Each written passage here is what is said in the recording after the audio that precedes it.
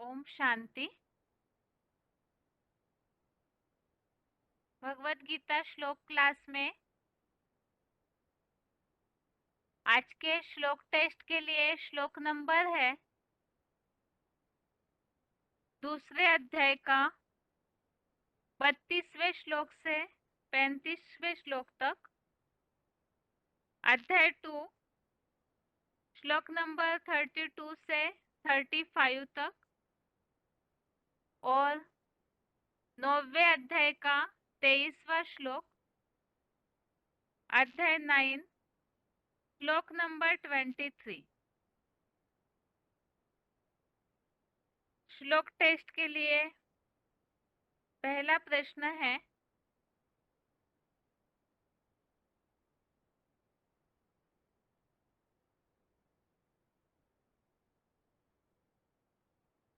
स्वर्ग में जाने का आसान तरीका क्या बताया है? स्वर्ग में जाने के लिए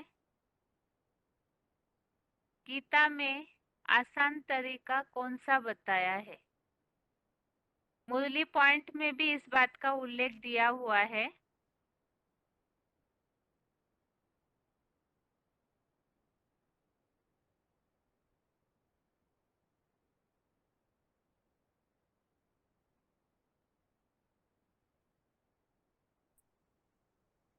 हेलो। ओम शांति। हाँ, ओम शांति बहन जी। 2327 हाँ, 2/32 श्लोक में आया है, सिविल वार द्वारा अनायास प्राप्त हुए और खुले हुए स्वर्ग के द्वार वाले ऐसे महान धर्म युद्ध को हे पृथ्वीपति सुखी क्षत्रिय जन ही पाते हैं। मुरली का पॉइंट, जो मायावी विकारों के युद्ध के मैदान में देह व देहबान को छोड़ेंगे वे स्वर्ग में आवेंगे। मुरली तारीख 6567। और श्लोक पढ़ू। हाँ जी।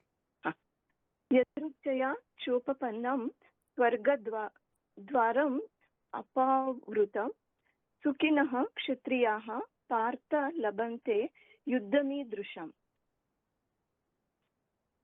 ठीक है माता जी, आपका प्रश्न हो गया। ओम शांति। आगे के लिए प्रश्न है,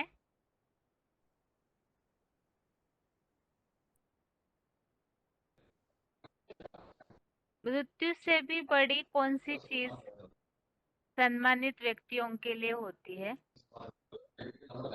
सम्मानित व्यक्तियों के लिए मृत्यु से भी बड़ी कौन सी चीज बताई हुई है?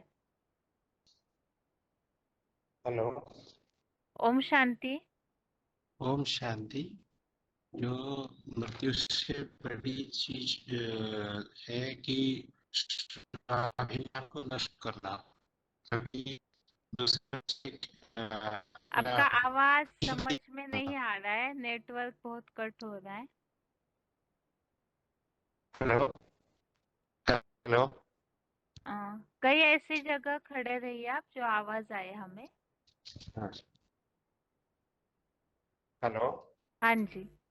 जो दुष्कीर्ति फैलाना, जो कर्म अपने को करना है वो नहीं करने से लोग बोलते हैं कि उनकी एक्सपेक्टेशन जो है, हमारे एक्सपेक्टेशन ये था लेकिन उन्होंने टाइम आने पर उसमें से व्यतिचलित कर दिया। तो अपने कर्म न करने से अपना दुष्कीर्ति खुद फैल देता है, ये सबसे बड़ा नुकसान है।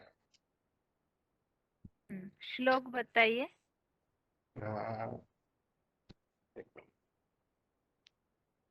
ओके। अथ चेत्त्वमिमं धर्म्यं संग्रामं न करिष्यसि अतः स्वधर्मं कीर्तिं च हित्वा पापम् अवाप्स्यसि।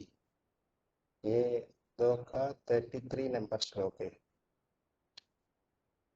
ये तो ठीक है, लेकिन यहाँ प्रश्न ये पूछा कि जो ऐसे लोग होते हैं जिनका समाज में बहुत मान है, तो उनके कौन से कर्म ऐसे हैं या कर्मों में ऐसे कौन सी गलती होती है जो बताया है कि ये मौत से भी बढ़कर है सम्मानित व्यक्तियों के लिए। वो श्लोक में इसी तरह वाक्य आया हुआ है। अकीर्तिं चापि भूतानि कथयिष्यन्ति ते व्ययां संभावितस्य च कीर्तिर्मरणादि विरिच्यते। अर्थ बताइए। तो जो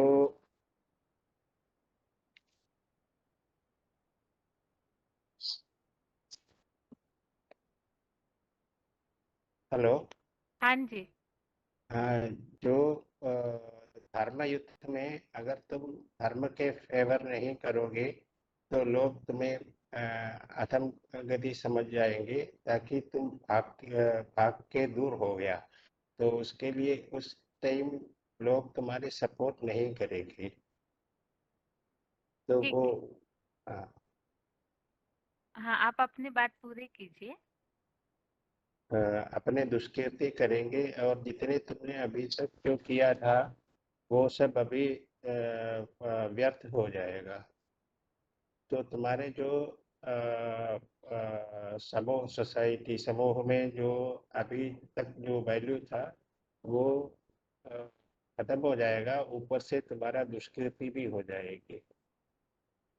ठीक है, आपका प्रश्न हो गया। ओम ओम शांति। शांति। शांति। आगे के लिए प्रश्न है,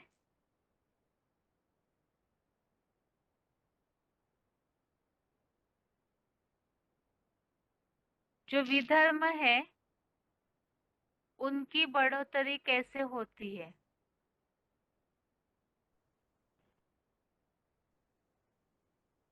अर्जुन के कौन से कर्म न करने से विधर्मों की बढ़ोतरी हो सकती है?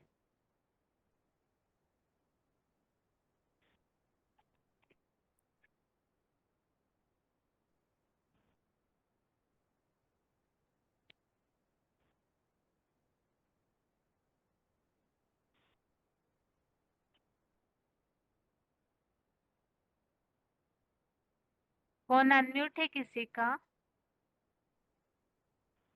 ओम शांति दीदी। ओम शांति। Roll number? ओम शांति दीदी। हाँ जी, रोल नंबर बताइए। 26792 26792 हाँ जी। 26। हाँ दीदी, प्रश्न दोबारा पूछिए।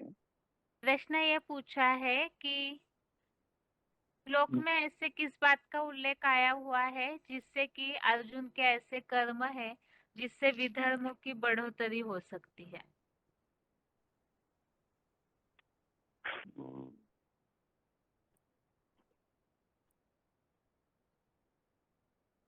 वो दूसरा अध्याय में आया है, 34 श्लोक में।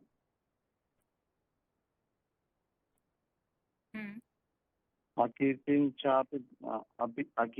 चापि भूतानि कथयिष्यन्ति ते व्यया संभावितस्य च कीर्तिः मरणादति विशेष्यते। युद्ध कर मरने ही अच्छा है, इसलिए गीता में बता दिया है।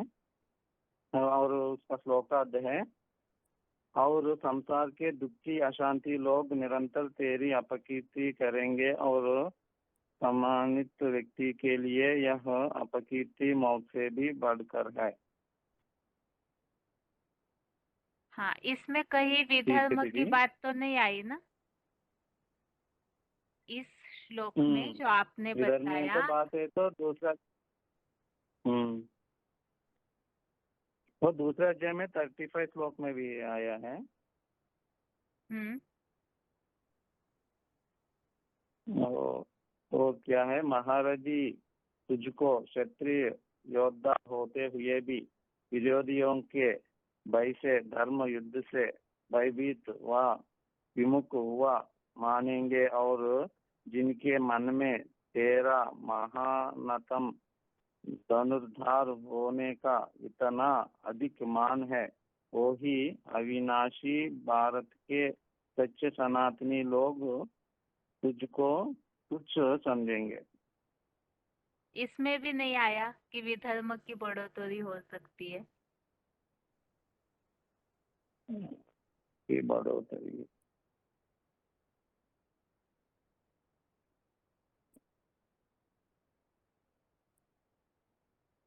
इसमें नहीं आया।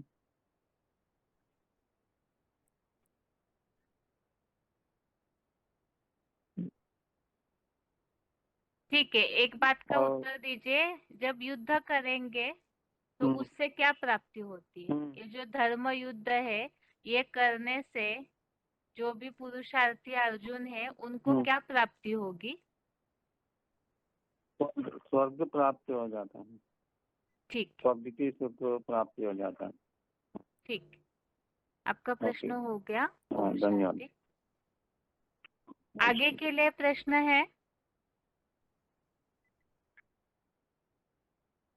दुनिया में ऐसे कहा जाता है कि मरे बिना स्वर्ग नहीं मिलता है, अर्थात जिनकी मृत्यु होती है वही स्वर्ग में जाते हैं। तो यहाँ पर कोई ऐसा श्लोक है जिसमें इस बात का उल्लेख है?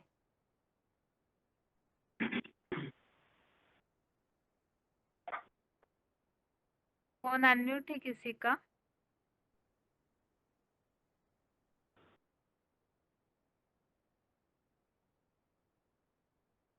फोन अनम्यूट है किसी का?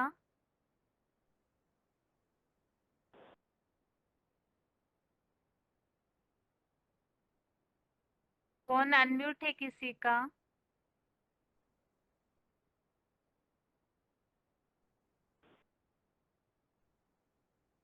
हेलो, ओम शांति। रोल नंबर बताइए।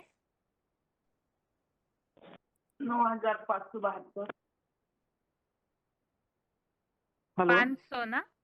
572 ना? 9772 दीदी। 772। ठीक है। हाँ, उत्तर बताइए माता जी। नो, प्रश्न और एक दीदी पूछिए। दुनिया में ऐसे कहा जाता है कि जो मर जाते हैं तो वो स्वर्ग में जाते हैं। तो यहाँ पर ऐसा कोई श्लोक में उल्लेख है कि मरने के बाद स्वर्ग में जा सकते हैं?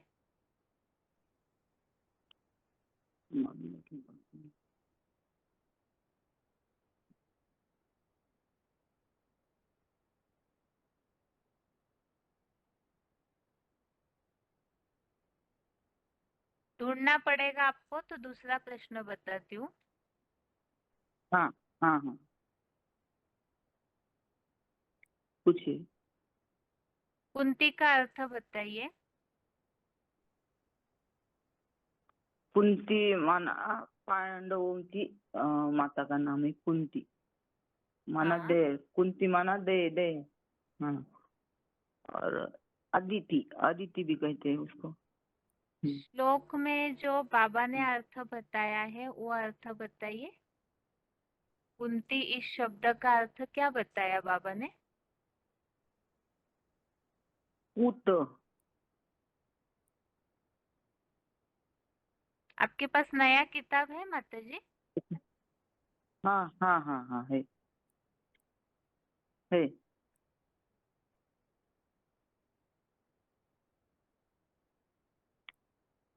कल का श्लोक पढ़ा है? हाँ, 90 अध्याय का ना। हाँ जी। हाँ हाँ हाँ दीदी, 90 अध्याय का 23वां श्लोक है। ये अपि अन्य देवता भक्ता यजन्ते श्रद्धा अस्तित्वा ते अविमाम एव कौन्ते यजन्ति अविधि पूर्वकम।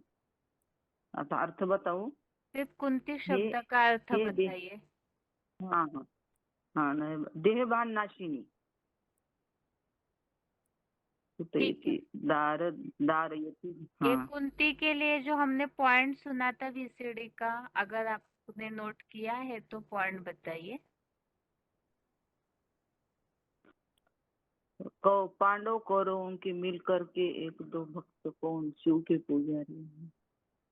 हाँ, धरणी माता जिसे कहते हैं पृथ्वी माता, महाभारत में नाम दिया है कुंती। पूत कहते हैं देहभान वाले को, द्रौपदी के रूप में पार्ट बजाया। अपने देह से पैदा हुए बच्चों को छोड़ करके उन्होंने उनका साथ नहीं दिया, लेकिन वो वही दोनों कुल का उन्होंने रक्षा की। कौरव और पांडव दोनों कुल का उनको ये था, इसीलिए वो उनके साथ नहीं गई और दोनों कुल के साथ रह गए। ठीक है माता जी। हेलो, हाँ लास्ट का थोड़ा सा लिखने में गड़बड़ हो गया था मेरा।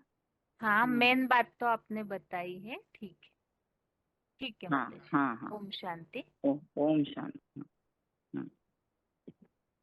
अभी आगे के लिए प्रश्न है, जिनका भी फोन अनम्यूट होगा, यदि पहला जो प्रश्न है उसका उत्तर पेंडिंग है, जिनका फोन अनम्यूट होगा अगर उन्हें याद है या उत्तर पता है तो जरूर बताइए। तब तक के लिए आगे का प्रश्न।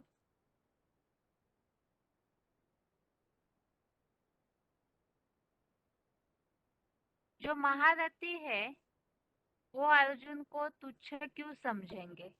उसका कारण क्या बताया है श्लोक में कि महारथी अर्जुन को तुच्छ समझेंगे?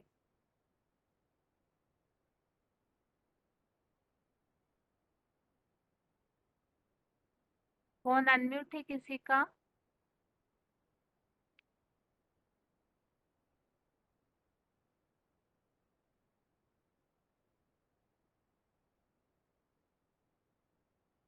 फोन अनम्यूट है किसी का? ओम शांति। Roll number 28153। हाँ जी। जो मतलब अर्जुन तो क्षत्रिय योद्धा थे ना। अगर क्षत्रिय होकर भी वो युद्ध से भयभीत होकर युद्ध से चले जाते हैं तो विमुख हो जाते हैं युद्ध से, लेकिन वो सामना करके युद्ध करते हैं और वो मतलब धर्म युद्ध करते हैं और सही धर्म के लिए युद्ध करते हैं और नहीं करते हैं और पीछे हट जाते हैं। जो दुखी परेशानी लोग होते हैं, अशांत लोग होते हैं, वो उनको तुच्छ समझेंगे। इसीलिए वो श्लोक है 2 का 35। महारथी तुझको क्षत्रिय योद्धा होते हुए भी विरोधियों के भय से धर्म युद्ध से भयभीत व विमुख हुआ मानेंगे, और जिनके मन में तेरा महानतम धनुर्धर होने का इतना अधिक मान है, वे भी अविनाशी भारत के सनातनी लोग तुझको तुच्छ समझेंगे। 2 का 35 में है। श्लोक बताइए। भयाद्रणा दुपरतं पश्यन्ते वा महारथः येषां च त्वं बहुमतो भूत्वा यास्यसि लाघवम्। ठीक है। ओम शांति।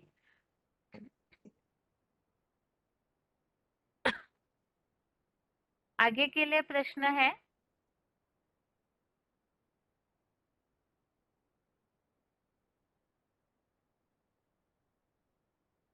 जितने भी पुरुषार्थी हैं, कौन सी ऐसी गलती है जो करने से पाप के भागी बन सकते हैं? भगवत गीता नंबरवार जो ज्ञान अर्जन करने वाले अर्जुन हैं, उनके लिए बताया हुआ शास्त्र है। तो इस अनुसार संगम युग में कौन सी ऐसी गलती है जो करने से पाप के भागी बन सकते हैं?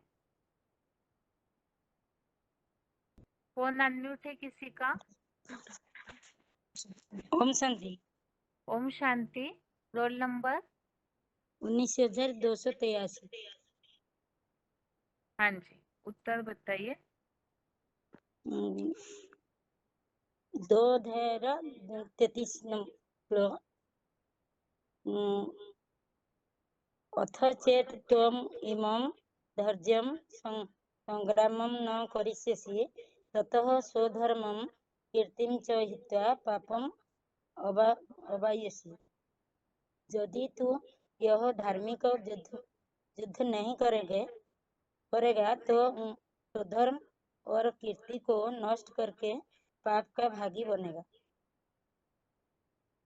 ठीक है, ये बात किसने किसको कही है?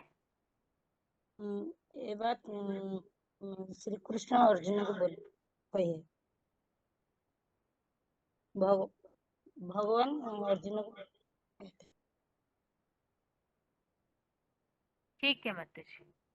ओम शांति। ओम शांति। अभी आगे के लिए प्रश्न है। ଆପଣର ଆଜ୍ଞା ଥିଲା ଉଠିଗଲା ତାର ନର ପଳେଇଲା।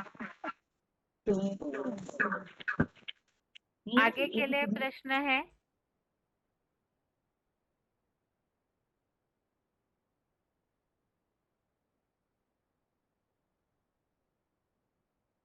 मंद भक्त किन्हें कहा गया है?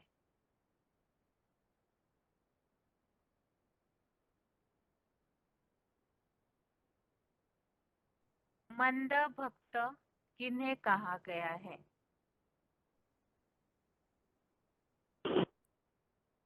हेलो। ओम शांति। रोल नंबर ओम शांति 23676। हाँ माताजी। 9022 में बताया अनन्य चिंतयन्तु माम माताजी एक मिनट। माताजी आज के टेस्ट में 22वां श्लोक नहीं है। ठीक है बताइए। मंद भक्त किन्हें कहा गया है?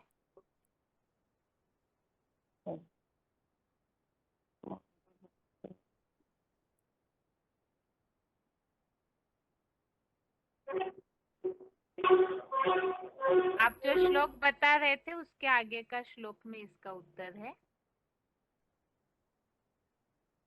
आप 22वां श्लोक बता रहे थे तो उससे आगे के श्लोक में इस प्रश्न का उत्तर है मंद भक्त।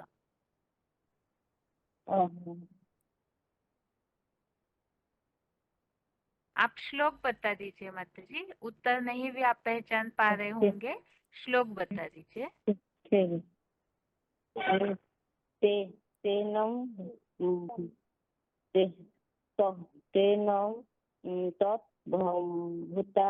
भुक्ता वा स्वर्गलोकं विशालं क्षीणे पुण्यं मर्त्यलोकं विशन्ति एवं त्रयो धर्म अनुप्रपन्न गतागत काम लोभन्ते अर्थये यो त्रिविधा ज्ञाता ब्रह्मावत्स ओष 2500 वर्षीय विशाल उत्तरायण स्वर्गलोक के भोग कर पुरुषोत्तमी संगमी शूटिंग कृत यज्ञ सेवा के पुण्य क्षीण होने पर 2500 वर्ष के धर्म दीर्घतम दत्तवादी द्वापर कलिजुगी नर निर्मित नारकीय मृत्युलोक में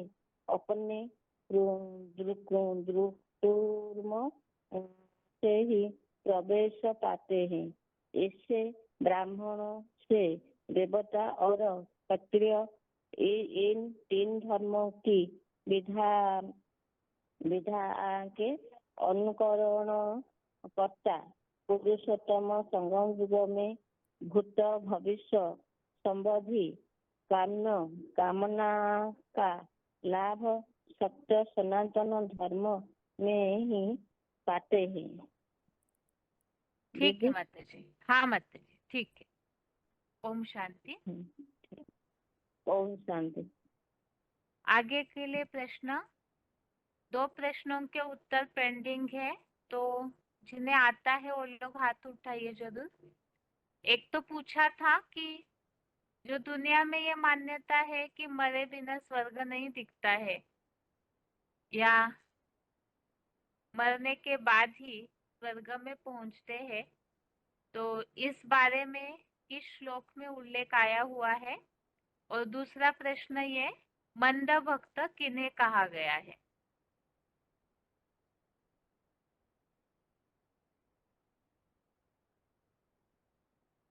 फोन अनम्यूट है किसी का?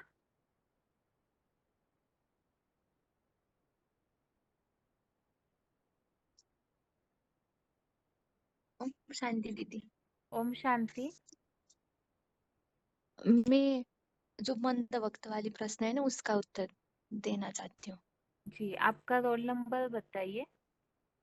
29120। ठीक है, आप अपने कांटेक्ट पे अपना रोल नंबर और नाम लिख दीजिएगा। ठीक है। ठीक है, बताइए उत्तर। मंद वक्त उसको कहा गया है जो बाबा को ना पहचान भगवान को ना पहचान कर कम कला वाले देवता को भक्त उनको सेवा करते हैं, उन लोगों के लिए मंद भक्त कहा गया है। ये संबंधित श्लोक 9वें अध्याय का 23वां नंबर का श्लोक है, इसमें आया हुआ है। श्लोक भी बताना है। हाँ जी,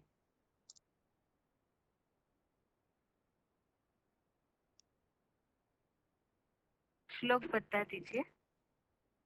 जी।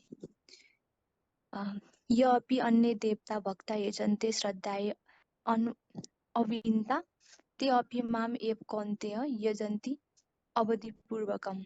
अर्थात हे देह भान नाशिनी कुंतयति दारियति देह यसी कुंत के पुत्र जो शिव बाबा के अलावा कोई अन्य ब्रह्मा विष्णु कलावद्ध लक्ष्मी नारायण आदि देवी देवताओं के भक्त भी श्रद्धा से भरकर यज्ञ सेवा करते हैं, वो एडवांस सच्ची गीता विधि विधान रहित रुद्र यज्ञ सेवा सेवी मंद भक्त भी अव्यक्त मूर्त बने विदेही रूप मेरे ज्योतिर्लिंगम की ही यज्ञ सेवा करते हैं। ठीक है मत। श्लोक में थोड़ा एक शब्द ऐसे है, श्रद्धा या अन्विता। ठीक है। ठीक है, ओम शांति। आगे के लिए और एक प्रश्न का उत्तर बाकी है, उस प्रश्न का उत्तर दे दीजिए। जो मरने के बाद ही स्वर्ग प्राप्त होता है, इस बात के लिए किस श्लोक में उल्लेख है?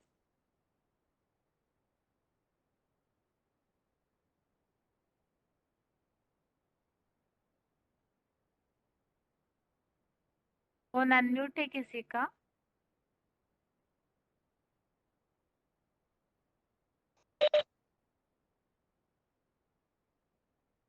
Hello hello, hello.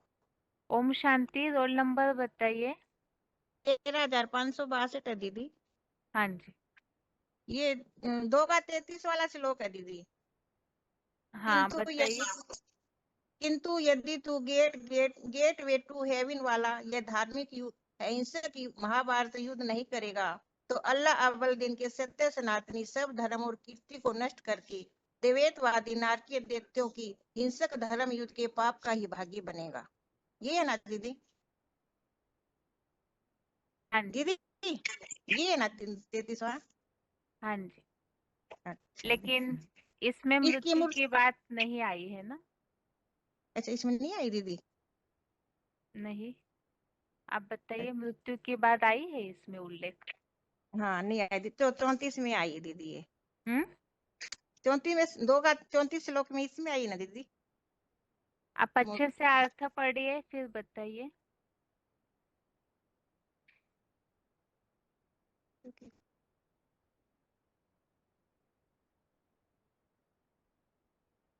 हाँ ये 34 में आई दीदी। आपकी मौत के से भी बढ़कर है यहाँ, सम्मानित व्यक्ति के लिए यहाँ कीर्ति मौत से भी बढ़कर है। हाँ, लेकिन इसमें स्वर्ग की बात नहीं आई है। अच्छा सर की तो 32 वाले में आई फिर दीदी। सिविल वार अन्यास प्राप्त हुए खुले हुए स्वर्ग के द्वार, ऐसे महान धर्म युद्ध को ही पृथ्वीपति सुखी सुखी क्षत्रिय जन ही पाते हैं। जो मायावी विकारों के युद्ध नहीं करेंगे देवभान को छोड़कर वे स्वर्ग में ही आवेंगे। ये ठीक है दीदी? मुरली पॉइंट अच्छे से पढ़िए माता जी, जैसे है वैसे एक्यूरेट पढ़िए। मुरली कौन से श्लोक का अभी पढ़ूं दीदी? आपने जो श्लोक इसका ये बता, 2 का 32 का? हाँ तो मुरली पॉइंट ये आप पढ़ा। आराम से पढ़िए, जल्दबाजी अच्छा में ठीक है। आपके शब्द छूट जा रहे हैं। अच्छा ठीक है दीदी। जो मायावी विकारों के युद्ध के मैदान में देवभान ही छोड़ेंगे वे स्वर्ग में आवेंगे। मुरली तारीख 6/5/67। ये है ना इसमें दीदी। क्या बात बताइए बताइए। ये विकारों का युद्ध है, जैसे युद्ध के मैदान में भी जिस तरह माया के विकारों से युद्ध करेंगे तो भी देहभान छोड़ के स्वर्ग में आएंगे। और प्रश्न का उत्तर जो पूछा है, तो क्या ये उत्तर ठीक लग रहा है? क्या बता दीदी मेरे को। मैं तो ये 2 का 33 वाला श्लोक बताने वाली थी भी। देवते नारकीय देवतों की हिंसक धर्म युद्ध का पाप ही के भागी बनेंगे। समझ नहीं आया दीदी मेरे को। हाँ, इसीलिए थोड़ा सा ध्यान से पढ़ेंगे तो आप उत्तर तो सही बताए, लेकिन आप बस पढ़ते जा रहे हैं। इसमें ये बात लिखी हुई है ना कि जो देखिए मरना, और यहाँ ज्ञान में बाबा बताते हैं देह भान को छोड़ना, हाँ देह या देह भान को छोड़ना, तो हाँ यही हमारे लिए जीते जी मरना है। और हाँ जो ऐसे जीते जी मरते हैं तो उनको स्वर्ग की प्राप्ति होती है।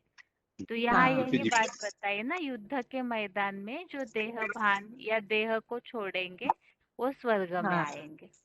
तो इसीलिए जीव दुनिया में ये कहा जाता है मृत्यु के बाद स्वर्ग की प्राप्ति होती है।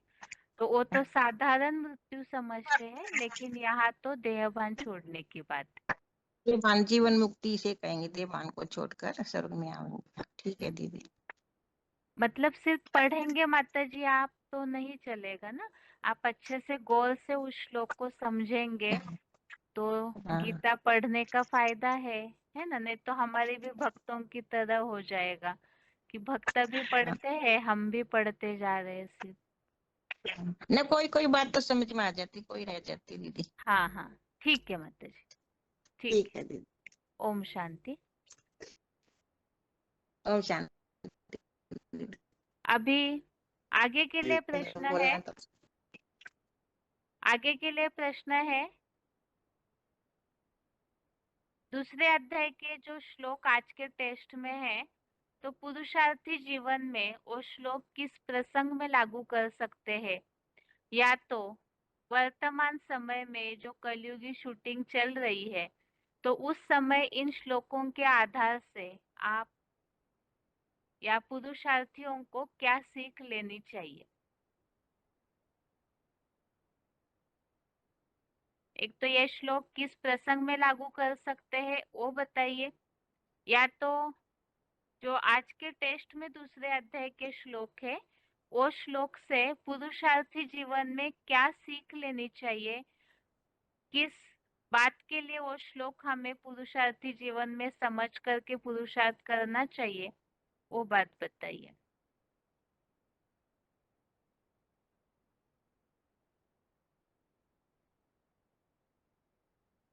फोन अनम्यूट है किसी का?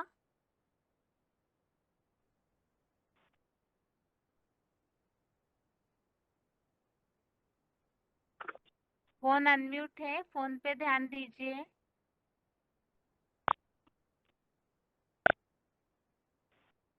फोन अनम्यूट है किसी का, फोन पे ध्यान दीजिए।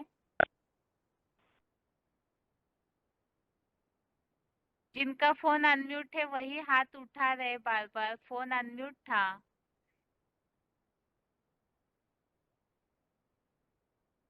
फोन पे ध्यान दीजिए अपने, फोन अनम्यूट है।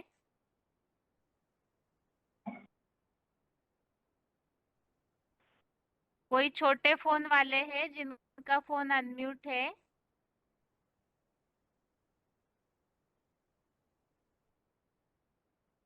आगे और किसी का फोन अनम्यूट किया है?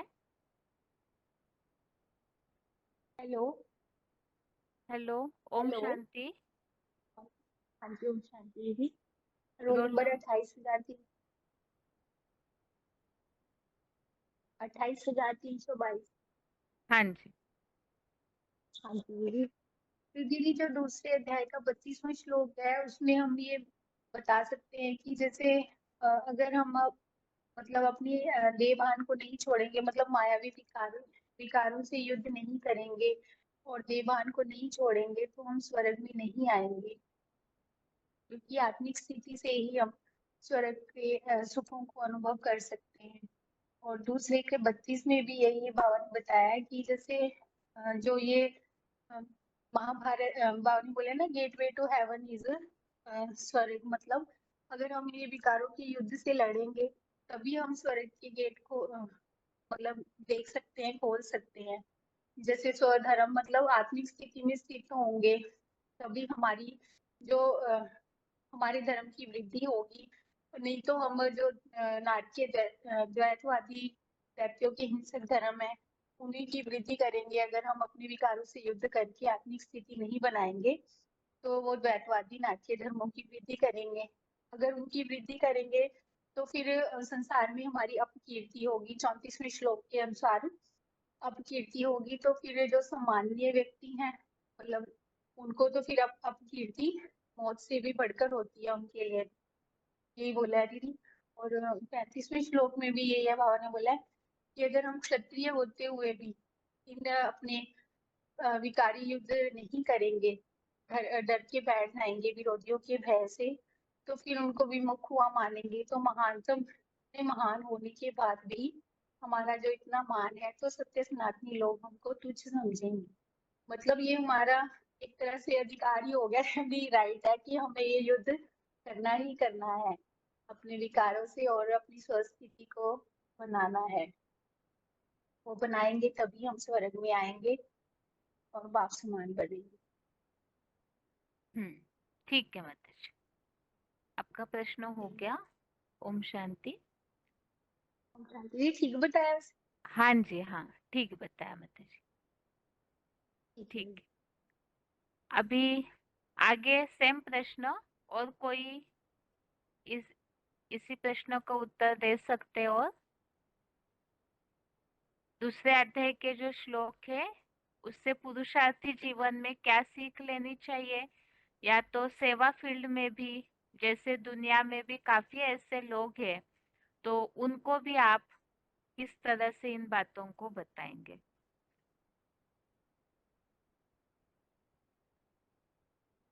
जिन्हें भी उत्तर आ रहा है वो हाथ उठाइए। अभी सभी का हाथ नीचे किया था। जिन्हें भी उत्तर आ रहा है वो लोग हाथ उठाइए।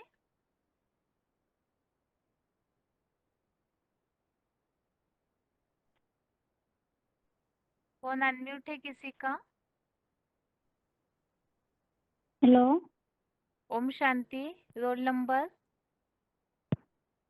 ओम शांति दीदी। रोल 27,383। हाँ जी।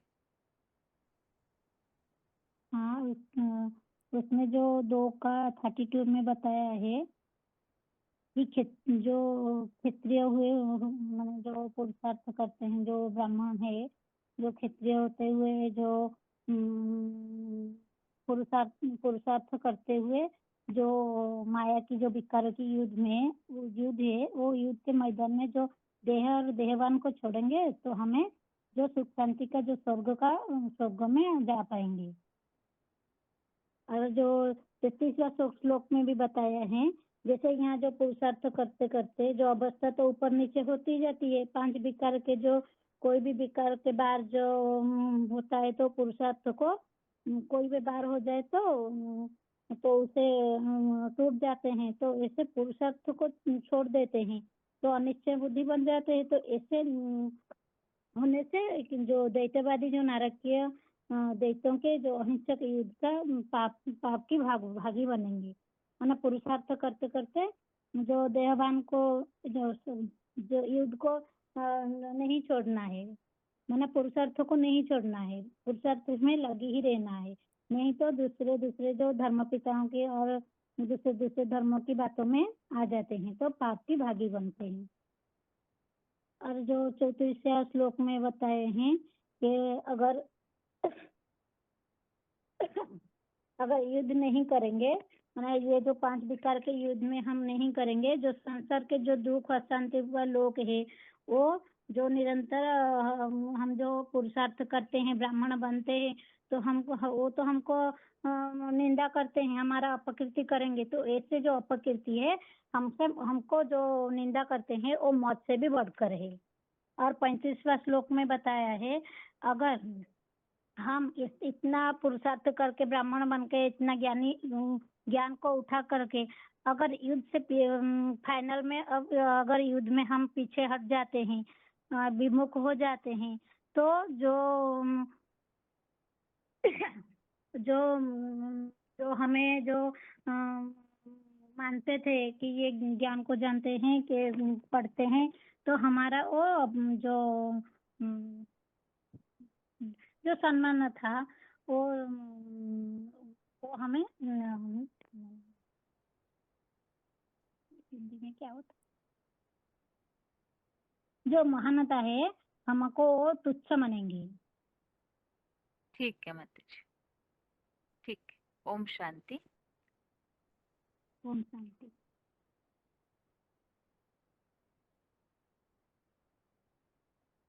अभी आगे के लिए 9वें अध्याय का जो 23वां श्लोक है, उस श्लोक संबंधित बताइए कि इस श्लोक में विशेष क्या बात बाबा बताना चाहते हैं। 9वें अध्याय का 23वां श्लोक। इस श्लोक में मुख्य किस बात के लिए बाबा बताना चाहते हैं, जो पॉइंट हमने सुना है उस आधार से भी आप बता सकते हैं। श्लोक भी बताइए और वो किस प्रसंग में बाबा बता रहे हैं वो बात भी बताइए।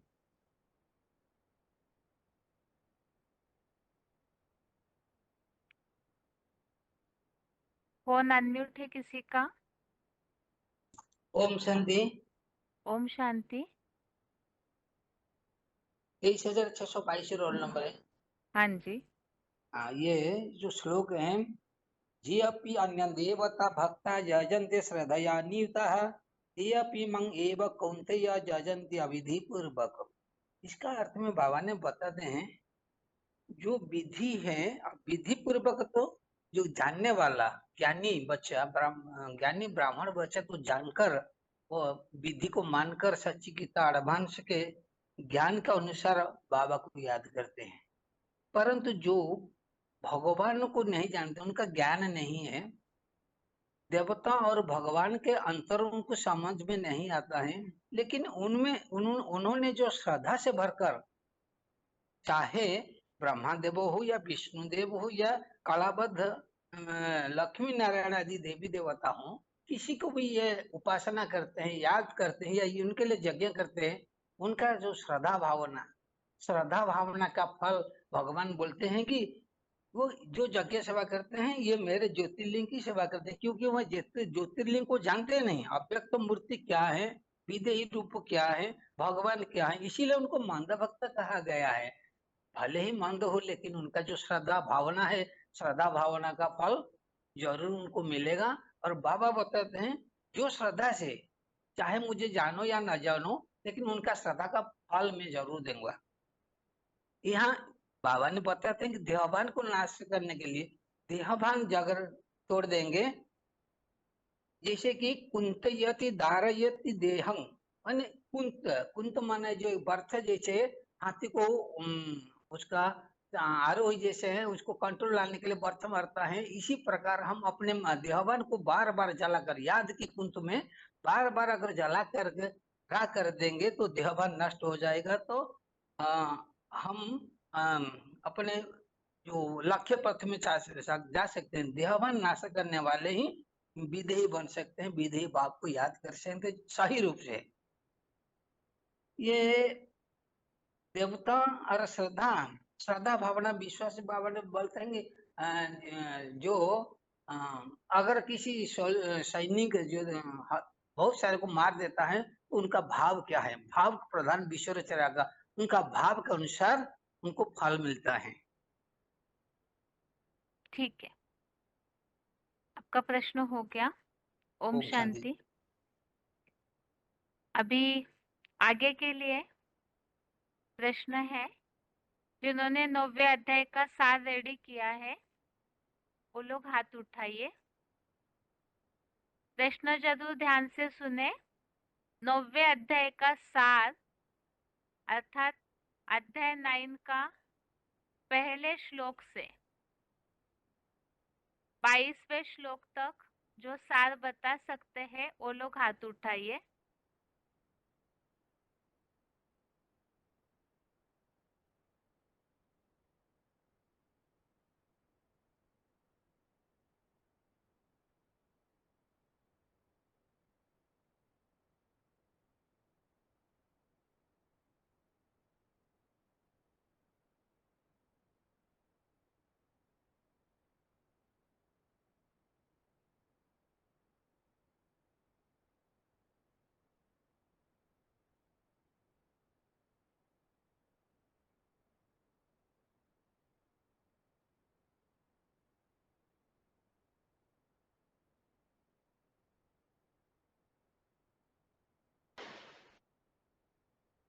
ओम शांति। ओम शांति। रोल नंबर है 22046। हाँ जी। 9वें अध्याय राजविद्या राजगृह योग। 1 से 6 श्लोक तक प्रभाव सहित ज्ञान का विषय। भगवान ने अर्जुन से कहा, मैं तुझको विज्ञान सहित अत्यंत गुप्त ज्ञान को बताऊंगा कि जिसको जानकर दुख से मुक्त हो जाएगा। यह राजाओं की विद्या है, पवित्र है, सर्वोत्तम है, अत्यंत सुखदायी भी है, अविनाशी और धर्मानुकूल भी है। इस धर्म में श्रद्धाहीन लोग भगवान को न पाकर मृत्युलोकीय मार्ग में लौट जाते हैं। भगवान की अव्यक्त मूर्ति द्वारा यह सारा जगत विस्तृत है। सभी प्राणी समुदाय लिंग रूप में स्थित है, किंतु भगवान उनमें नहीं है और पंचभूत भी भगवान में स्थित नहीं। प्राणियों को पैदा करने वाली और भरण पोषण करने वाले भगवान प्राणियों में भी स्थित नहीं है। सदा सब ओर जाने वाली वायु आकाश में स्थित है, जिस तरह वैसे ही सभी प्राणी लिंग मूर्ति परमाकाश में स्थित है। और कल्पांत काल में सभी प्राणी परम ब्रह्म ज्योति में समा जाते हैं। ये 7 to 10 जगत की उत्पत्ति का विषय है। टॉपिक चेंज हुआ। कल्पादि में उन्हें पुनः सृजन के लिए छोड़ता है। भगवान अपने प्रकृति को वश में रखकर पराधीन इस संपूर्ण प्राणियों को हर कल्प में छोड़ते हैं। कर्मों में अनासक्त और उदासीन समान रहने वाले भगवान को कर्म नहीं बांधते। भगवान के अध्यक्षता द्वारा प्रकृति जड़ चेतन सहित पैदा करती है। इस कारण से जगत विपरीत गति में परिवर्तित होता है। और 11 to 15 श्लोक भगवान का तिरस्कार करने वाले आसुरी प्रवृत्ति वालों की निंदा और दैवी प्रकृति वालों के भगवत भजन का प्रकार। मूर्ख लोग साधारण मानवीय शरीर का आधार लेने वाले महेश्वर की अवज्ञा करते हैं। भगवान के श्रेष्ठतम परमात्मा भाव को नहीं जानते। व्यर्थ आशा, व्यर्थ कर्म, व्यर्थ ज्ञान वाले विपरीत बुद्धि वाले लोग राक्षसी, आसुरी और मोहित करने वाली प्रकृति को ही धारणा करते हैं।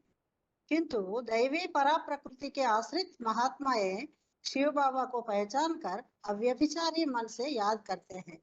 निरंतर भगवान का गुणगान करते हुए यत्न पूर्वक दृढ़व्रत माना ब्रह्मचर्य व्रत रहने वाले तथा विनम्र रहते हुए सदा योगी जन महाकाल को उपासना करते हैं। दूसरे लोग अद्वैत भाव से अथवा द्वैत भाव से ज्ञान यज्ञ से विश्वमुखी यज्ञ सेवा करते हुए भगवान का ही अनेक तरह से उपासना करते हैं। और 16 to 19 सर्वात्म रूप से प्रभाव सहित भगवान के स्वरूप का वर्णन। यज्ञराज, ज्ञान यज्ञ, हवि, औषधि, महामंत्र, घृत और ज्ञान योगाग्नि भगवान ही है। आहुति भी भगवान ही है। इस जगत का पिता, माता, विधाता, बापों का बाप, जानने योग्य पवित्र ओंकार और रुक साम यजुर्वेद भी है। गति, पति, साक्षी, आश्रय देने वाला और शरणागत वत्सल, मित्र, उत्पत्ति, विनाश, स्थिति भी है। जड़ चेतन सृष्टि का अविनाशी बीज है। तपने वाला, बरसात छोड़ने वाला और वर्षा खींचने वाला भी भगवान ही है। अमृत और मृत्यु भी है। सदा सत्य असत्य भी भगवान ही है। दुनिया में कोई ऐसी बात नहीं जो तेरे पर लागू नहीं। ये मुरली पॉइंट है। और 20 से 25 श्लोकों तक सकाम और निष्काम उपासना का फल। तीन धर्मों की माना ब्राह्मण, देवता, क्षत्रिय, ये धर्मों की विद्याओं के जानकर सोमरस पीते हैं।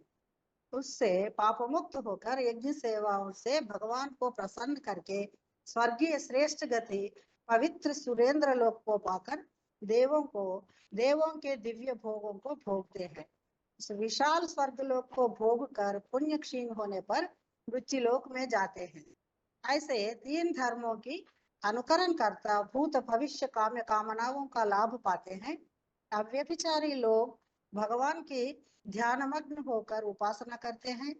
उनको अप्राप्त की प्राप्ति और उनकी रक्षा का भार भगवान करता है। अन्य देवताओं के भक्त भी श्रद्धा से भरकर यज्ञ सेवा करते हैं। वे गीता विधि विधान रहित मंद भक्त भी भगवान की ही यज्ञ सेवा करते हैं, क्योंकि भगवान ही सभी यज्ञ सेवाओं का स्वामी और उपभोग करने वाला है। वे भगवान के वास्तविक रूप से नहीं पहचान पाते, इसलिए पतित हो जाते हैं। देवों के भक्त देवों को ही पाते हैं, पितृ भक्त पितरों को पाते हैं, भूत प्रेतों के पुजारी भूत प्रेत को ही पाते हैं, भगवान के प्रति सेवा करने वाले भगवान को ही पाते हैं। ओम शांति बहन जी। हाँ, ओम शांति माता जी।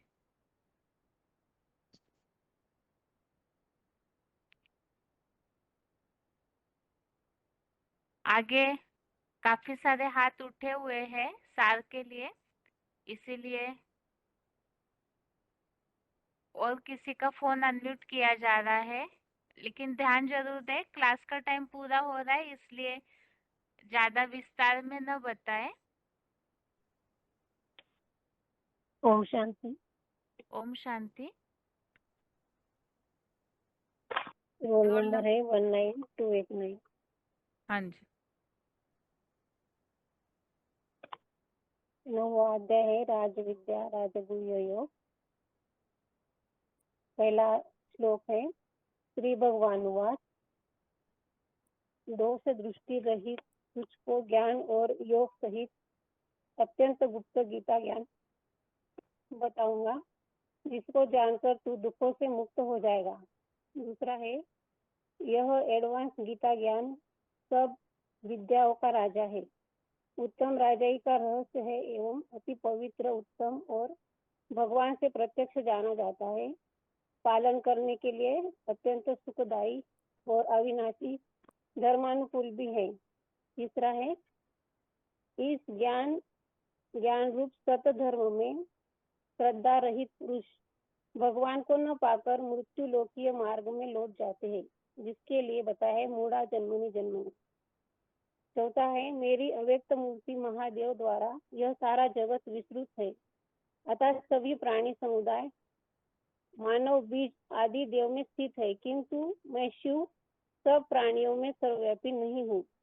पांचवा है वे पंचभूत मेरे में स्थित नहीं है और प्राणियों को उत्पन्न करके उनका योग रूपी ऊर्जा से भरण पोषण करने वाले महादेव भी पंचभूत में स्थित नहीं है। छठवा है सभी स्वर्गीय व नरकीय प्राणी मेरे परब्रह्म परम आकाश लिंग मूर्ति महादेव सृष्टि के बीज रूप महादेव में स्थित है, जैसे वायु अदृश्य वायु आकाश में स्थित है। सातवां अध्याय से 10वें तक जगत की उत्पत्ति का विषय। सातवां है कल्पांत काल में सभी प्राणी मात्र मेरी लिंग मूर्ति महादेव में समा जाते हैं और कल्प के आदि काल से मैं शिव प्राणियों को पुनः सृजन के लिए छोड़ता हूँ। आठवां है मैं अपने मूर्तिमंत महादेव प्रकृति को वश में रखकर प्रकृति के 5 तत्वों के पराधीन बने सभी प्राणियों को हर कल्प में सृजनार्थ छोड़ता हूँ। 9वां है उन कर्मों में आसक्त रहित और उदासीन के समान स्थित हुए मुझ सदाशिव अभक्ता को वे कर्म नहीं बांधते हैं। 10वां है, यह अधोमुखी जगत मेरी अध्यक्षता द्वारा विपरीत गति में अर्थात ऊर्ध्वगामी गति में परिवर्तित होता है। 11 से 15 श्लोक में भगवान का तिरस्कार करने वाले आसुरी प्रकृति वालों की निंदा और दैवी प्रकृति वालों के भगवत भजन का प्रकार। 11वां श्लोक है, मूर्ख लोग साधारण मानवीय शरीर का आधार लेने वाले परमपिता शिव के साकार स्वरूप आदि देव की अवज्ञा करते हैं और उनके श्रेष्ठतम ज्योतिर्लिंगम परमात्मा भाव को पूरी तरह नहीं जानते। 12वां है, व्यर्थ आशा, व्यर्थ कर्म और व्यर्थ ज्ञान वाले विपरीत बुद्धि लोग राक्षसी और आसुरी जैसे मोहित करने वाले तामसी स्वभाव को ही धारण करते हैं। 13वां है, पुरुषोत्तम संगम युग में साकार में निराकार शिव शंकर भोलेनाथ को अच्छी तरह से पहचानने वाले पहचान कर उनके आश्रित महात्माएं भगवान को अव्यभिचारी मन से निश्चिंत होकर याद करते हैं। 14वां है, जो ब्रह्मचर्य में दृढ़ वाले योगीजन हैं, विनम्रता से श्रद्धा भक्ति पूर्वक निरंतर गुणगान करते हुए भगवान को लगन से याद करते हैं। 15 है, सामान्य भक्त अद्वैत भाव से अथवा द्वैत भाव से यज्ञ सेवा करते हुए अनेक तरह से भगवान को याद करते हैं। 16 से 19 श्लोक तक सर्वात्म रूप से प्रभाव सहित भगवान के स्वरूप का वर्णन। 16 नंबर है, भगवान ही यज्ञ का राजा यज्ञ राज है, वही रुद्र ज्ञान यज्ञ है, आत्मा की शक्तिदायी हवि है, ज्ञान योग रूपी औषधि है, मनमना भव का महामंत्र है, अव्यभिचारी याद रूप घृत है और आत्मा को पवित्र बनाने वाले ज्ञान योग अग्नि भी है और त्याग रूप अंतिम आहुति भी है। 17 नंबर है, भगवान का साकार स्वरूप ही जगत पिता है, परम ब्रह्म रूप माता भी है, भाग्य विदाता भी है, सभी धर्म पिताओं का भी पितामह बाबा है और जानने योग्य पवित्र ओमकार है और धर्म ग्रंथों में ऋग्वेद, सामवेद, यजुर्वेद का ज्ञान भंडार भी है। भगवान ही सद्गति दाता है, पतियों का पति है, विश्व का मालिक है, स्वामी है, साक्षी दृष्टा है, विनाश काल में परम आश्रय शरणागत वत्सल भी है, विश्वामित्र है, समूची जड़ चेतन सृष्टि का साकार गोदाम है, मानवीय अश्वस्थ वृक्ष का अविनाशी बीज है। 19 नंबर है, शिव बाप ज्ञान सूर्य रूप में तप कर ज्ञान जल की बरसात करते हैं और सागर मंथन के द्वारा ज्ञान अमृत भी है और शिव भी है, सत्य के लिए सदा सत्य और असत्य के लिए असत्य भी है। मुरली पॉइंट है, दुनिया की कोई ऐसी बात नहीं जो तेरे ऊपर जगत पिता के ऊपर लागू न हो। और एक पॉइंट है मुरली का, सागर खारा भी है तो मीठा भी है, मीठा जल बादल के बरसाते हैं। 20 नंबर है, संगम युग में भगवान से 3 धर्मों की स्थापना के ज्ञाता ब्रह्मावत्स शिव प्रदत्त सोमरस पीते हैं। उसी मीठे मीठे ज्ञान के मंथन से पाप मुक्त ब्राह्मण यज्ञ सेवाओं से भगवान को प्रसन्न करके स्वर्गीय श्रेष्ठ गति की प्रार्थना करते हैं। वे दिव्य लोकों में 21 जन्म तक पवित्र सुरेंद्र लोक को पाकर देवों के दिव्य भोगों को भोगते हैं। 21 नंबर है, देवताएं उस विशाल स्वर्ग लोक को भोगकर पुण्य क्षीण होने पर मृत्यु लोक में अपने दुष्कर्मों से ही प्रवेश पाते हैं। 3 विद्याओं के अनुसरण करता पुरुषोत्तम संगम युग में अपने पुरुषार्थ से भूत भविष्य कामनाओं का लाभ पाते हैं। 23 नंबर है, जो अविचारी लोग साकार शंकर के शिव नेत्र ज्योति स्वरूप में ध्यान मग्न हुए सर्व समर्पित निरंतर संपूर्ण योगियों के अप्राप्त वस्तुओं की प्राप्ति और उनकी रक्षा का भार कल्पांत के महाविनाश में भगवान वहन करते हैं।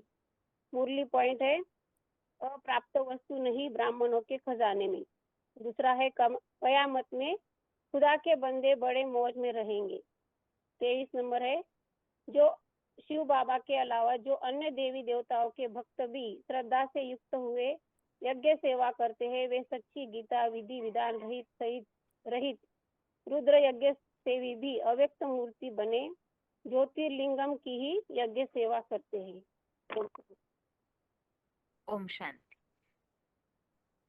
अभी आगे जिन्होंने अभी तक अध्याय के नाम नहीं बताए हैं वो लोग हाथ उठाइए।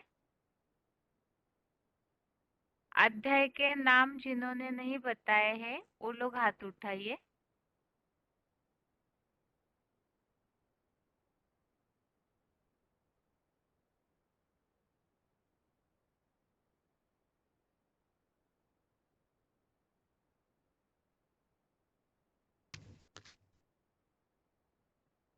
फोन अनम्यूट है।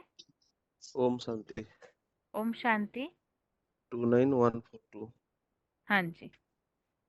अर्जुन विषाद योग, सांख्य योग, कर्म योग, ज्ञान कर्म संन्यास योग, कर्म संन्यास योग, आत्म संयम योग, ज्ञान विज्ञान योग, अक्षर ब्रह्म योग, राज विद्या राजगृह योग, विभूति योग, विश्व रूप दर्शन योग, भक्ति योग, क्षेत्रज्ञ विभाग योग, गुणत्रय विभाग योग, पुरुषोत्तम योग, देवासुर संपत्ति भाग योग,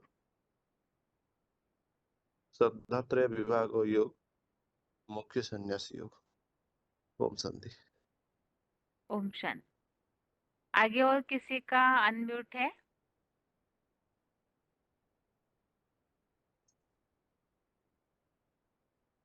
फोन अनम्यूट है किसी का?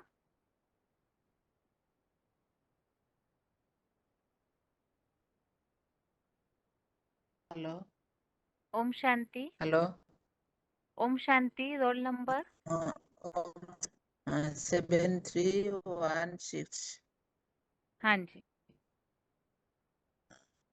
अर्जुन विषाद योग, कर्म सांख्य योग, कर्म योग, ज्ञान कर्म संन्यास योग, कर्म संन्यास योग, आत्म संयम योग, ज्ञान विज्ञान योग, अक्षर योग, राज विद्या राजगृह योग, विभूति योग, विश्वरूप दर्शन योग, भक्ति योग, क्षेत्रज्ञ विभाग योग, गुणत्रय विभाग योग, पुरुषोत्तम योग, देवासुर संपादि विभाग योग, श्रद्धात्रय विभाग योग, मुख्य संन्यास योग। ठीक है माता जी। 8वें अध्याय में ओम थोड़ा शांति। सा अलग हुआ, अक्षर ब्रह्म योग होना चाहिए था। ठीक है।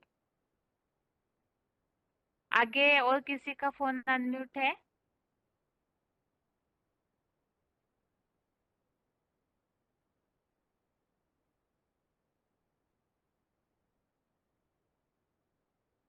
फोन अनम्यूट है किसी का?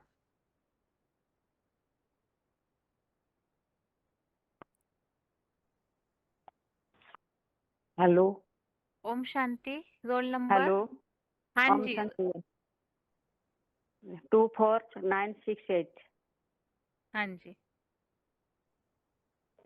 गीता का प्रथम अध्याय अर्जुन विषाद योग 47 श्लोक, सांख्य योग 72 श्लोक और कर्म योग 43 जो श्लोक, ज्ञान कर्म संन्यास योग 42 श्लोक, कर्म संन्यास योग 29 श्लोक, आत्म स्वयं योग 47 श्लोक, ज्ञान विज्ञान योग 30 श्लोक, अक्षर ब्रह्म योग 28 श्लोक और राज विद्या राजगुह योग 34 श्लोक, विभूति योग 42 श्लोक,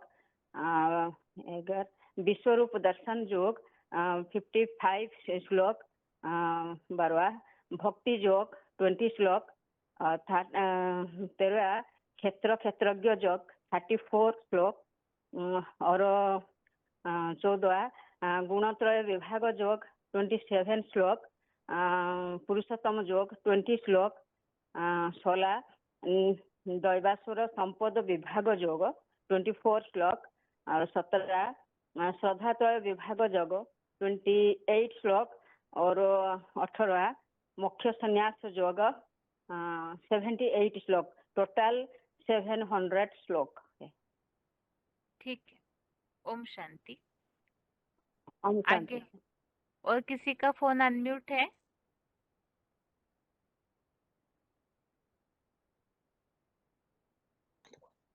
ओम शांति बहन जी। ओम शांति। Roll number? 19,283। हाँ जी। श्रीमद् भगवत गीता का 18 अध्याय का नाम 1 नंबर अर्जुन विषाद योग, सांख्य योग, कर्म योग, ज्ञान कर्म संन्यास योग, कर्म संन्यास योग, आत्म संयम योग, ज्ञान विज्ञान योग, अक्षर ब्रह्म योग, राज विद्या राजगुह योग, विभूति योग, विश्व रूप दर्शन योग, भक्ति योग, क्षेत्र क्षेत्रज्ञ विभाग योग, गुणक्रय विभाग योग, पुरुषोत्तम योग, दैवासुर संपत्ति विभाग योग, श्रद्धाक्रय विभाग योग, मोक्ष संन्यास योग। माता जी आप याद किए है ना ये? आज्ञा आप याद करके बताए या पढ़ के? नहीं, आधा देख करके बताए, आधा। अच्छा ठीक है, बिना देखे बताने की प्रैक्टिस कीजिए माता जी, ठीक है? जी। ओम शांति। आगे और किसी का फोन अनम्यूट है?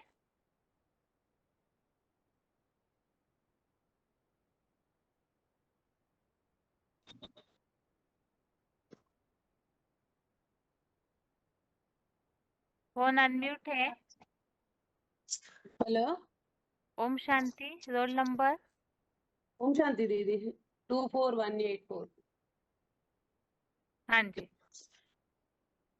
श्लोकों का अध्याय का नाम है अर्जुन विषाद योग, सांख्य योग, कर्म योग, ज्ञान कर्म संन्यास योग, कर्म संन्यास योग, आत्म संयम योग, ज्ञान विज्ञान योग, अक्षर ब्रह्म योग, राज विद्या राजगुह्य योग, विभूति योग, विश्वरूप संदर्शन योग और भक्ति योग, क्षेत्र क्षेत्रज्ञ विभाग योग, गुणत्रय विभाग योग,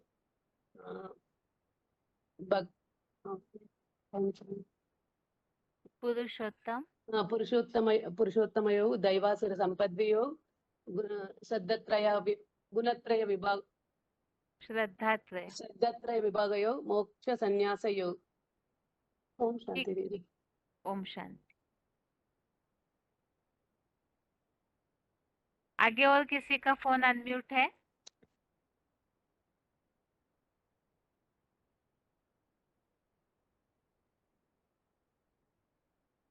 फोन अनम्यूट है किसी का? हेलो, ओम शांति। ओम शांति। हाँ जी, रोल हेलो, नंबर? हाँ जी, रोल नंबर? 21989। हाँ जी। ये प्रहलाद है, अर्जुन विषाद योग, तार शंकर योग, कर्मयोग, ज्ञान कर्म संन्यास योग, कर्म संन्यास योग, फिर आत्म संयम योग, फिर ज्ञान विज्ञान योग और राज विद्या राजगुह योग, विभूति योग, विश्वरूप दर्शन योग, आत्म संयम योग, क्षेत्र क्षेत्रज्ञ योग और भक्ति नामक योग, पुरुषोत्तम योग, क्षेत्र क्षेत्रज्ञ योग, गुण क्षेत्र विभाग योग, फिर क्या होगा फिर देवासुर संप्रदाय विभाग योग और विश्वरूप दर्शन योग और मुक्ख संन्यास योग। आपका बहुत आगे पीछे हुआ है। आप फिर से याद कीजिएगा। शुरू में तो ठीक हुआ, बात का थोड़ा सा ऊपर नीचे हुआ है। आप फिर से याद करके अगली बार बताइएगा। अच्छा दीदी, ठीक है। ओम शांति। ठीक है दीदी, ओम शांति। काफी सारे हाथ उठे हुए हैं, लेकिन अभी क्लास का टाइम पूरा होने जा रहा है, इसीलिए अगले श्लोक टेस्ट में बाकी जो बचे हुए लोग हैं उनका सुनेंगे। बाकी अभी आज के टेस्ट के प्रश्नों के उत्तर देखते हैं।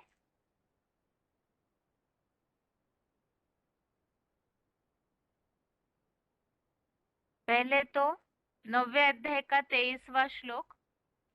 ये श्लोक है, ये पेन्य देवता भक्ता यजन्ते श्रद्धयान्विताः तेपि मामेव कौन्तेय यजन्त्य विधिपूर्वकम्। इसमें एक प्रश्न ये पूछा था कुंती इस शब्द का अर्थ, तो देहभान नाशिनी कुंतयति दारयति देहम। तो इसमें जैसे कि बाबा ने ये बात बताई थी कि जो अपने देहभान को पूरी तरह से नाश करती है, और इसका उदाहरण दिया जैसे द्रौपदी तो 7 में ही वनवास चली जाती है, लेकिन कुंती ने अपने कुल की लाज बचाने के लिए अपने देहभान की भी परवाह नहीं की और दोनों कुल की भी लाज बचाती है। अपने ही पैदा किए हुए पुत्रों के मोह को भी त्याग देती है कुल की लाज बचाने के लिए। तो इस हिसाब से कुंती के शब्द का स्पष्टीकरण मुरली का जो पॉइंट हमने सुना था उसमें बाबा ने बताया था। और दूसरा प्रश्न ये पूछा था मंद भक्त किन्हें कहा गया है। तो यहाँ मंद भक्त अर्थात जो विशेष यहाँ जो बात उल्लेखित है कि जो गीता विधि विधान रहित रुद्र यज्ञ सेवी, अर्थात जो अविधि पूर्वकम गीता विधान, और गीता का विधान मतलब जो एडवांस सच्ची गीता ज्ञान बताया हुआ है उसके विधान के रहित, उसे छोड़ करके जो यज्ञ सेवा करते हैं तो वो मंद भक्त कहा गया है। और दूसरा प्रश्न ये लास्ट जो पूछा था, ये श्लोक किस प्रसंग में टैली किया जा सकता है। तो यहाँ एक तो यहाँ बात जो है एडवांस गीता ज्ञान को छोड़ करके जो यज्ञ सेवा करते हैं, और विशेष बात बताई जो कलाबद्ध लक्ष्मी नारायण है, अर्थात जो ऐसे ब्राह्मण अधूरे ब्रह्मावत्स जिन्हें बाबा ने बताया है, कम कला वाले नारायणों को जो फॉलो करने वाली आत्माएं हैं, तो वो यज्ञ सेवा तो कर रहे हैं। जिस स्वर्ग स्थापना के लिए यज्ञ स्थापन हुआ है वो यज्ञ की सेवा तो करते हैं, लेकिन जो एडवांस नॉलेज स्वयं भगवान के द्वारा दिया जाता है जिससे अमृत पीकर देवता बन सकते हैं, तो उस गीता ज्ञान के विधान को छोड़ करके सेवा तो कर रहे हैं, लेकिन मंद भक्त है तो वो भी यज्ञ की सेवा ही कर रहे हैं लेकिन मंद भक्त है, तो प्राप्ति में उसके कारण अंतर आ जाता है। जैसे कि VCD के पॉइंट में हमने उल्लेख समझा इस बात का, कोई भक्त जो है हनुमान की पूजा करते हैं, हनुमान श्री राम की, श्री राम शंकर की, और शंकर परमपिता शिव को याद करते हैं। तो बाबा ने यही बताया कि इस तरह इनडायरेक्ट पूजा का क्या मतलब है, डायरेक्ट सीधा शिव को ही पकड़ना चाहिए, लेकिन जो मंद भक्त है उन्हें ये बात समझ नहीं आती है, तो इनडायरेक्टली इस तरह से जो पूजा करते हैं, तो वो बात यहाँ पर श्लोक में बताई है। अभी आगे है दूसरे अध्याय का 33 नंबर श्लोक। इस श्लोक संबंधित ये प्रश्न पूछा था पहले 32 नंबर श्लोक, 32 नंबर श्लोक, यदृच्छया चोपपन्नम स्वर्गद्वारम अपारुतम सुखिनः क्षत्रिया पार्थ लभन्ते युद्धमीदृशम। इसमें एक प्रश्न ये पूछा था स्वर्ग में जाने के लिए कौन सा आसान तरीका बताया हुआ है। तो यहाँ जो उल्लेख आया है अनायास प्राप्त हुए और खुले हुए स्वर्ग के द्वार वाले ऐसे महान धर्म युद्ध को सुखी क्षत्रिय जन ही पाते हैं। तो जो क्षत्रिय है उनके लिए युद्ध किया और स्वतः ही स्वर्ग के द्वार खुलते हैं, अनायास प्राप्त हो जाते हैं, सहज, जैसे कि अचानक कोई चीज प्राप्त हो जाती है। इस तरह जो युद्ध करेंगे तो उनके लिए स्वर्ग की प्राप्ति निश्चित है। दूसरा प्रश्न ये पूछा था, जो दुनिया में यह मान्यता है मरने के बाद स्वर्ग की प्राप्ति होती है, तो इस बात के लिए लागू होने वाला श्लोक। वास्तव में यहाँ स्थूल मृत्यु की तो बात नहीं है, जो यहाँ उल्लेख बताया कि मायावी विकारों के युद्ध में देह व देहभान को छोड़ेंगे वे स्वर्ग में आवेंगे। तो यहाँ जो धर्म युद्ध करते करते विशेष यहाँ पुरुषोत्तम संगम युग की बात है, जो इस पुरुषार्थी जीवन में स्वस्थिति को बनाते बनाते विकारों का युद्ध है, अधर्म का युद्ध है। तो ऐसे युद्ध में अगर शरीर भी छूट जाए, जो बाबा ने बताया, आत्मिक स्थिति की धारणा का पुरुषार्थ करते करते अगर शरीर भी छूट जाए तो दोबारा वो आएंगे, उनका पुरुषार्थ ऐड हो जाता है। और देहभान जो छोड़ेंगे, जीते जी यहाँ ही जो मर जाते हैं, तो वो स्वर्ग में जरूर आवेंगे। ये श्लोक इस हिसाब से लागू कर सकते हैं, जो बताया हुआ है स्वर्ग की प्राप्ति करनी है तो मूल बात है मरना होगा। तो ऐसे जो मरते हैं तो उनके लिए ही क्षत्रिय, अर्थात यहाँ तो सभी युद्ध की स्टेज में है, देवता कोई बने नहीं, पुरुषार्थी है, तो माया से युद्ध तो सभी को करना ही है। ये इस हिसाब से श्लोक बता सकते हैं। विशेषकर जैसे प्रश्न में पूछा था कि आजकल जो स्थिति परिस्थितियां चल रही है कलयुगी शूटिंग में, बहुत ऐसी आत्माएं हैं जो माया के वार के कारण पूरा पुरुषार्थ छोड़ के बैठ जाते हैं। देह भान आ जाता है, कहीं अपने मर्तबे का भान, कहीं और कोई स्थिति परिस्थितियों के कारण देह भान आता है, तभी अवस्था डाउन होके पीछे हटते हैं। तो ऐसे समय में इन बातों से उमंग उत्साह दिलवाया जा सकता है कि यहाँ तो देह भान हमें छोड़ना है। तो देह के भान को ठेस पहुंचने वाली जो भी बातें हैं जिसके कारण पुरुषार्थी पुरुषार्थ छोड़ के बैठते हैं, तो मूल बात तो यहाँ, जैसे कि मुरलियों में भी ये बात आती है, ब्राह्मण आत्माएं कहीं ना कहीं धर्मराजपुरी की सजाओं से मुक्ति दिलाने के निमित्त बनेंगे।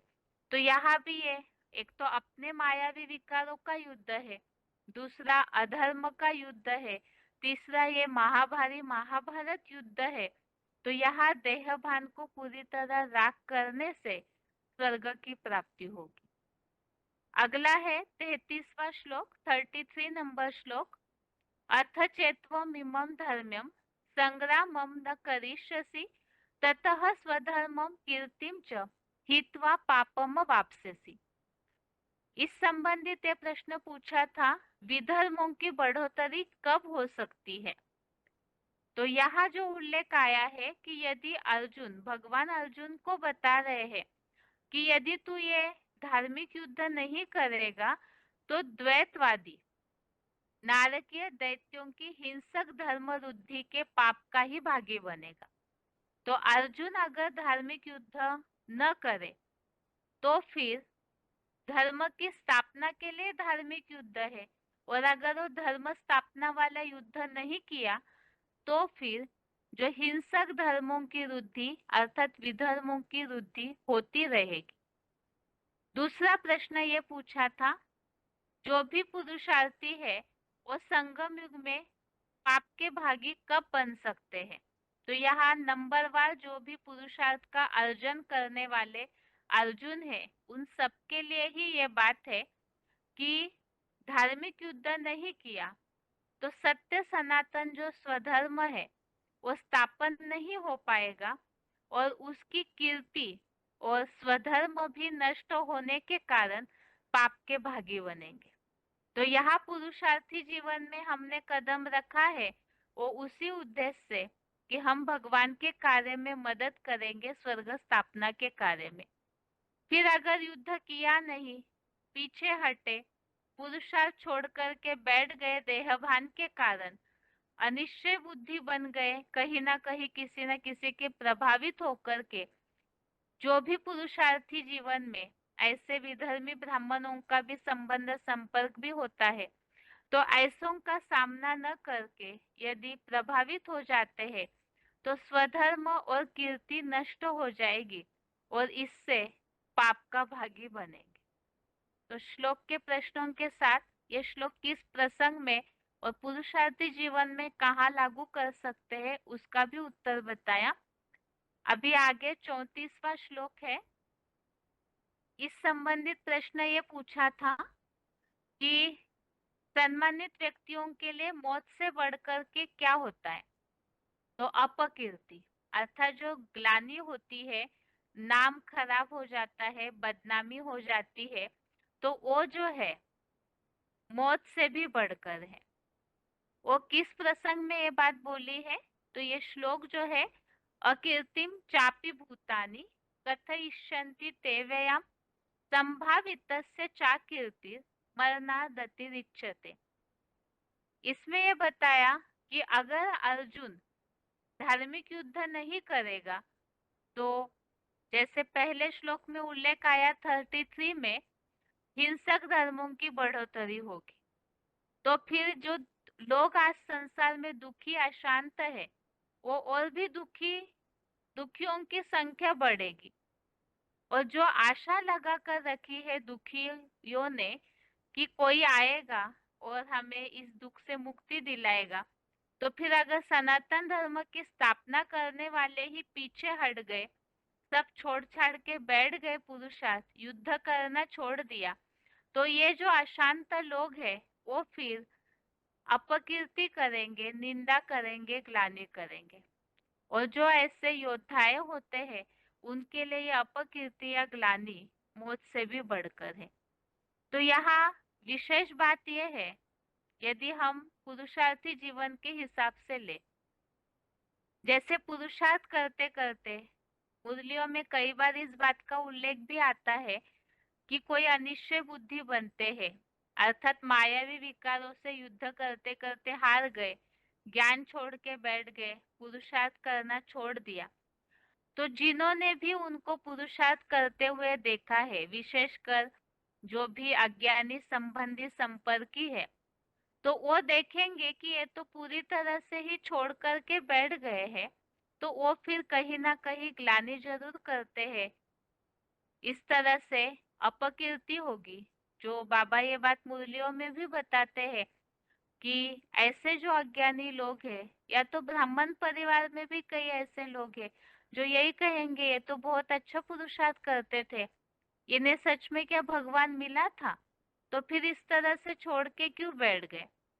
तो इसीलिए ही एक तरफ से पुरुषार्थ करते करते जो लोगों के मन में एक अलग भावना निर्माण हो जाती है, तो ज्ञान छोड़ा, युद्ध करना छोड़ दिया, सनातन धर्म स्वर्ग स्थापना का पुरुषार्थ करना छोड़ दिया, तो फिर अपकीर्ति होगी और यह अपकीर्ति मौत से भी बढ़कर है।